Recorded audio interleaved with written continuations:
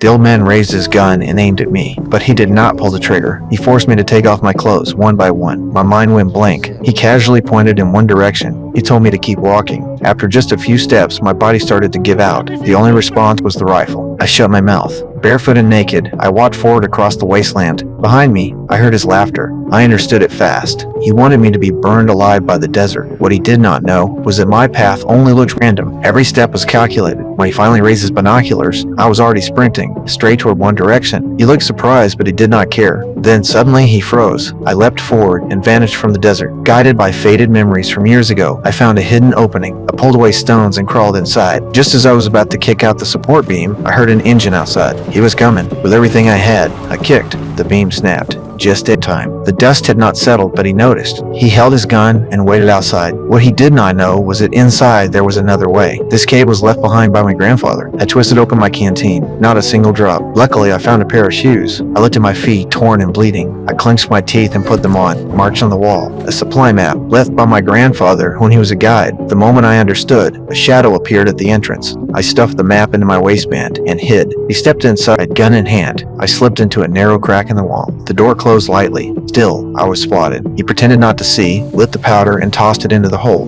I rushed out. Stomping was my foot. The fire only grew stronger. I turned and ran. Just as I reached the exit, the cave exploded. I survived. He stood far away watching me. He did not kill me. Instead, he forced me to take off my shoes and keep walking to see how long I could last. Once it was farther away, I pulled out the map, followed the route, and found the second cave. Inside, only a broken sofa. I tore off the leather, pulled out the foam, and ran my wounded feet. Outside, a gunshot rang out. He was pushing me forward. I crawled out. Only then did he relax. Not long after I reached the next mark, I opened the box. Inside, only steel pellets and a slingshot. My heart sank. I could not understand why my grandfather left this behind. Dragging my body, I reached the final point. I dug into the sand. A bucket appeared. I pulled it up. The smell of water nearly drove me mad. I looked around. No one. I rushed up the slope, raised the bucket. Just before I drank, a gunshot. The bucket was blasted away. Water splashed everywhere. The bucket was destroyed. I stood there, said nothing, covered in wounds, and kept walking. The sun cut like a blade. Not long after, I could not hold on. I collapsed, completely still. The old man lost patience. He raised the sniper rifle and once again aimed at me.